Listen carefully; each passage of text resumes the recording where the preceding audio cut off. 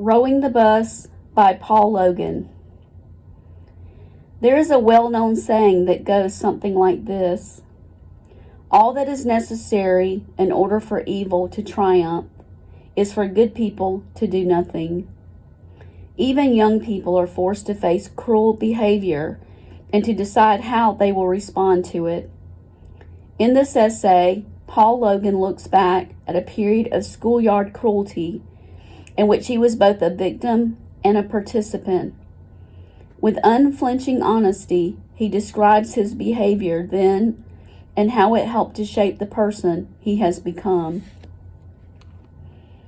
When I was in elementary school, some older kids made me row the bus. Rowing meant that on the way to school, I had to sit in the dirty bus aisle littered with paper, gum wads, and spitballs. Then I had to simulate the motion of rowing while the kids around me laughed and chanted, "Row, row, row the bus." I was forced to do this by a group of bullies who spent most of their time picking on me. I was the perfect target for them. I was small, I had no father, and my mother, though she worked hard to support me, was unable to afford clothes and sneakers that were cool. Instead, she dressed me in outfits that we got from the bags, hand-me-downs given as donations to a local church. Each Wednesday, she'd bring several bags of clothes to the house and pull out musty, wrinkled shirts and worn bell-bottom pants that other families no longer wanted. I knew that people were kind to give things to us, but I hated wearing clothes that might have been donated by my classmates. Each time I wore something from the bags, I feared that the other kids might recognize something that was once theirs. Besides my outdated clothes, I wore thick glasses, had crossed eyes, and spoke with a persistent lisp. For whatever reason, I had never learned to say the S sound properly, and I pronounced words that began with the as if they began with a duh. In addition, because of my severely crossed eyes, I lacked the hand and eye coordination necessary to hit or catch flying objects. As a result, footballs, baseballs, soccer balls, and basketballs became my enemies. I knew before I stepped onto the field or court that I would do something clumsy or foolish, and that everyone would laugh at me. I feared humiliation so much that I became skillful at feigning illnesses to get out of gym class. Eventually, I learned how to give myself low-grade fevers so the nurse would write me an excuse. It worked for a while until the gym teachers caught on. When I did have to play, I was always the last one chosen to be on any team. In fact, team captains did everything in their power to make their opponents get stuck with me.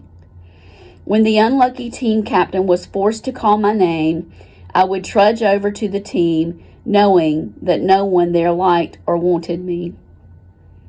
For 4 years, from 2nd through 5th grade, I prayed nightly for God to give me school days in which I would not be insulted, embarrassed, or made to feel ashamed. I thought my prayers were answered when my mother decided to move during the summer before 6th grade. The move meant that I got to start 6th grade in a different school, a place where I had no reputation. Although the older kids laughed and snorted at me as soon as I got on my new bus, they couldn't miss my thick glasses and strange clothes. I soon discovered that there was another kid who received the brunt of their insults. His name was George, and everyone made fun of him. The kids taunted him because he was skinny. They belittled him because he had acne and popped and blocked his face. And they teased him because his voice was squeaky. During my first gym class at my new school, I wasn't the last one chosen for kickball. George was.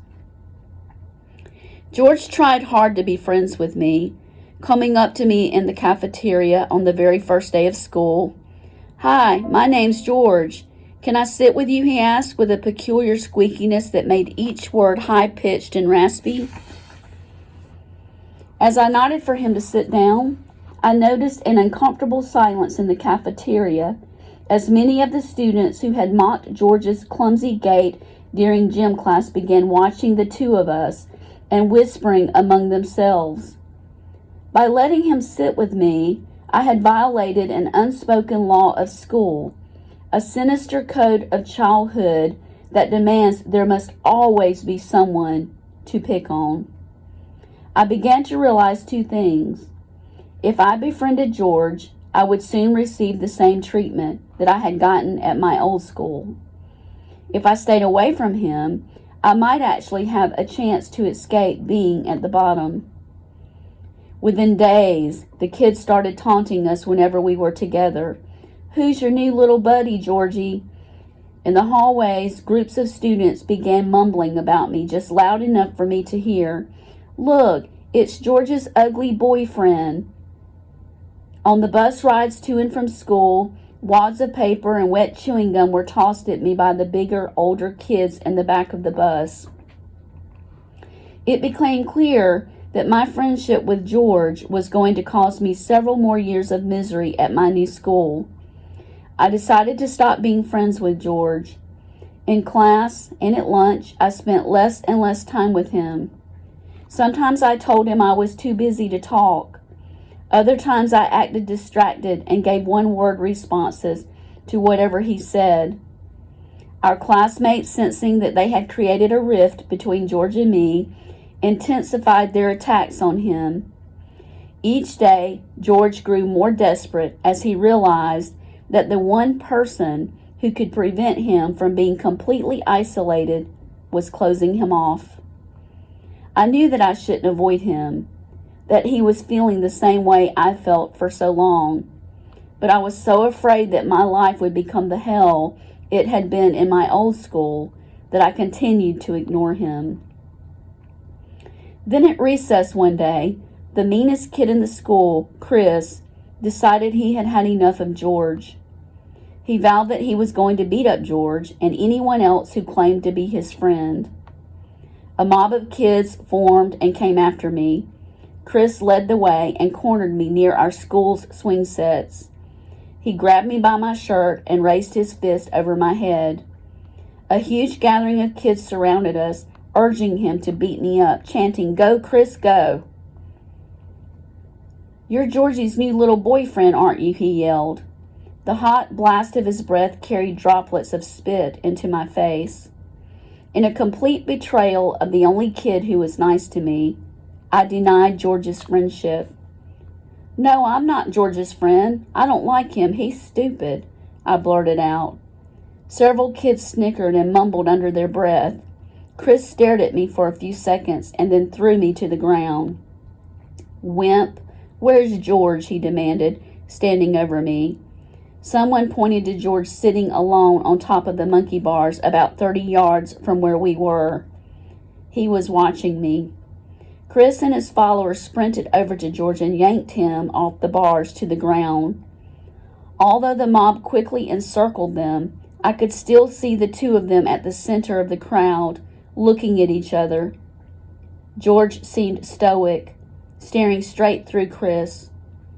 I heard the familiar chant, "Go, Chris, go," and watched as his fists began slamming into George's head and body. His face bloodied and his nose broken, George crumpled to the ground and sobbed without even throwing a punch. The mob cheered with pleasure and darted off into the playground to avoid an approaching teacher. Chris was suspended, and after a few days, George came back to school. I wanted to talk to him, to ask him how he was, to apologize for leaving him alone, and for not trying to stop him from getting hurt. But I couldn't go near him. Filled with shame for denying George and angered by my own cowardice, I never spoke to him again. Several months later, without telling any students, George transferred to another school. Once in a while, In those last weeks before he left, I caught him watching me as I sat with the rest of the kids in the cafeteria. He never yelled at me or expressed anger, disappointment, or even sadness. Instead, he just looked at me. In the years that followed, George's silent stare remained with me. It was there in 8th grade when I saw a gang of popular kids beat up a 6th grader because they said he was ugly and stupid. It was there my first year in high school when I saw a group of older kids steal another freshman's clothes and throw them into the showers. It was there a year later when I watched several seniors press a wad of chewing gum into the hair of a new girl on the bus. Each time that I witnessed another awkward, uncomfortable, scared kid being tormented, I thought of George, and gradually his haunting stare began to speak to me. No longer silent, it told me that every child who is picked on and taunted deserves better, that no one, no matter how big, strong, attractive, or popular, has the right to abuse another person. Finally, in my junior year, when a loud-mouthed, pink-skinned bully named Donald began picking on 2 freshmen on the bus, I could no longer deny George. Donald was crumpling a large wad of paper and preparing to bounce it off the back of the head of one of the young students when I interrupted him. "Leave them alone, Don," I said. By then I was 6 inches taller, and after 2 years of high school wrestling, 30 pounds heavier than I had been in my freshman year. Though Donald was still 2 years older than me, he wasn't much bigger. He stopped what he was doing, squinted, and stared at me. "What's your problem, Paul?" I felt the way I had many years earlier on the playground when I watched the mob of kids begin to surround George.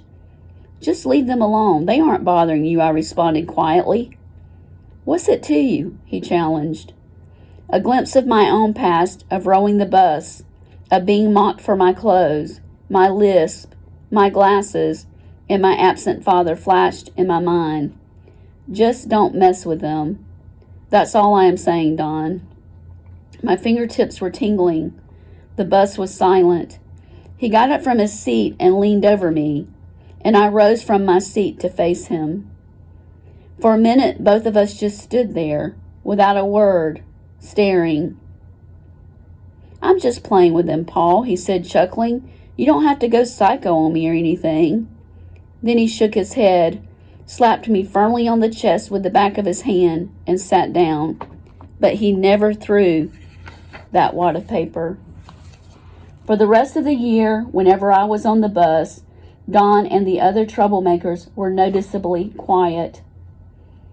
Although it has been years since my days on the playground and the school bus, George's look still haunts me. Today, I see it on the faces of a few scared kids at my sister's school. She is in 5th grade. Or once in a while, I'll catch a glimpse of someone like George on the evening news in a story about a child who brought a gun to school to stop the kids from picking on him. Or in a feature about a teenager who killed herself because everyone teased her. In each school, in almost every classroom, there is a George with a stricken face, hoping that someone nearby will be strong enough to be kind, despite what the crowd says, and brave enough to stand up against people who attack, tease, or hurt those who are vulnerable.